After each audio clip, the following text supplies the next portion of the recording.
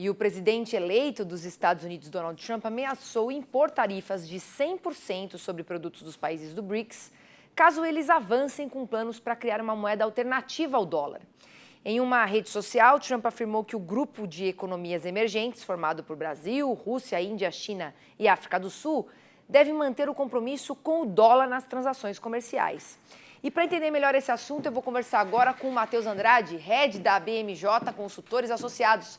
Boa tarde, Matheus. Seja bem-vindo aqui ao Mercado e Companhia. Boa tarde, é um prazer estar aqui com você e com os nossos telespectadores do Canal Rural. Ô, Matheus, nessa manhã o dólar subia frente ao real em reação às ameaças comerciais feitas aí por Donald Trump. Como é que esse assunto está sendo avaliado pelos investidores? Olha, essa é uma ameaça que mexe com o humor dos investidores e de todo mundo que tem exposição ao dólar, né? O Trump fez essa ameaça e a gente tem que lembrar que o Trump ele tem feito uma série de ameaças de aumento de tarifas com medidas que ele não considera positivas para a economia norte-americana. Então, já colocou que vai aumentar a tarifa do México, do Canadá, da China, agora falando dos BRICS, e traz um mau humor, uma insegurança sobre qual a possibilidade do Trump colocar de fato essa medida e tirar a competitividade dos produtos desses 5 países, né? O Brasil, a África do Sul, a Índia, a China e a Rússia. Agora, o que pode mudar no comércio entre os países do BRICS e os Estados Unidos com essas ameaças de tarifas de 100%? Bom, vamos lembrar por que o Trump faz essa ameaça e por que o comércio em dólar é tão importante, né? A unanimidade monetária, você ter o dólar como a principal moeda americana, é algo moeda mundial, me desculpe, é algo que confere muito poder ao governo norte-americano, né? Então, você é a grande moeda, a grande reserva, você vira o grande poder econômico do mundo, né? Os BRICS já têm discutido há alguns anos, e com mais intensidade nos últimos 2 anos, começar a ter comércio em moeda local. Ou seja, você tirar o dólar, você começa a ter, por exemplo, uma exportação do Brasil para a China, você trocando o renminbi por real, né? A moeda chinesa pela moeda brasileira direto. Qual que é o efeito colateral que isso pode trazer? Você valoriza as moedas desses países e tira o dólar como moeda unânime, né? Mais países vão vendo que podem fazer negócios sem o dólar, e isso enfraqueceria o poder norte-americano. Nesse momento, ainda não afeta em nada as transações comerciais. A gente tem que lembrar que o governo Trump ainda não começou, só começa em 13 de janeiro, mas com certeza é uma medida que pode afetar os planos dos BRICS em terem comércio com moeda local e tirando o dólar da sua balança comercial. Agora, se o BRICS tirar realmente o dólar e acabar criando uma moeda própria, isso pode afetar a moeda norte-americana a longo prazo também?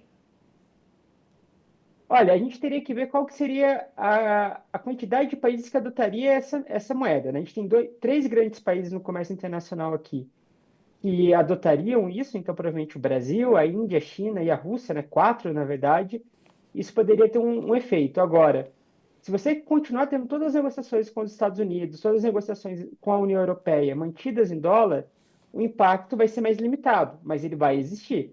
Agora, se essa moeda se prova de fato uma melhor opção que o dólar, uma opção que os países conseguem ter acesso mais facilmente, que diminui o custo de transação e você tem uma nova moeda dos BRICS, por exemplo, sendo adotada em larga escala na Ásia, na América Latina, na África e até alguns países do Oriente Médio, isso sim vai ser um grande golpe à hegemonia que o dólar tem. Pode afetar muito a economia norte-americana. Agora, você acha que essas declarações do Trump elas podem inibir ou acelerar essa estratégia do BRICS em ter uma moeda alternativa? Olha, eu acho que elas devem inibir nesse primeiro momento, né? O Trump, ele é conhecido por uma pessoa que promete e que faz, né? Ele aplicou diversas medidas, ele teve um espaço de guerra comercial aberta com a China no seu primeiro mandato, então eu imagino que isso deve inibir. Por mais que a China tenha muito interesse em tirar o dólar, e a Rússia também, principalmente por causa das sanções da guerra da Ucrânia, eu vejo principalmente o Brasil e a Índia muito cautelosos com esse movimento, né? São dois países que têm bastante comércio em dólar, bastante comércio nos Estados Unidos com outros parceiros e podem evitar, né? São países que têm tentado manter uma equidistância aqui, tanto nos Estados Unidos quanto com a China. Então, imagino que esse movimento deve perder tração nos próximos anos. Perfeito. Agora, o Brasil, né, que negocia tanto com os Estados Unidos e muito também com a China, que é um grande player, como é que ele pode ser afetado por essa disputa?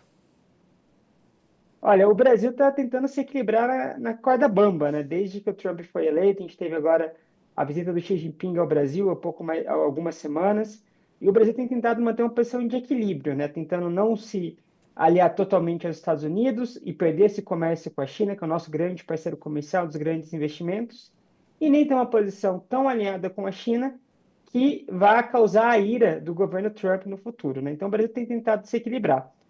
Qual que tem sido a nossa tônica no comércio internacional? Sempre buscar novas alternativas. Então, eu imagino que a moeda dos BRICS não vai ser algo que o Brasil vai deixar de explorar, mas que o Brasil não vai forçar esse movimento para evitar uma retaliação norte-americana, né? O Brasil vai continuar estudando, tentando ter alguma coisa, tentando ter mais moedas, mais ferramentas, até para valorizar o real e evitar um impacto aqui na balança comercial com os Estados Unidos e tendo produtos sendo retalhados.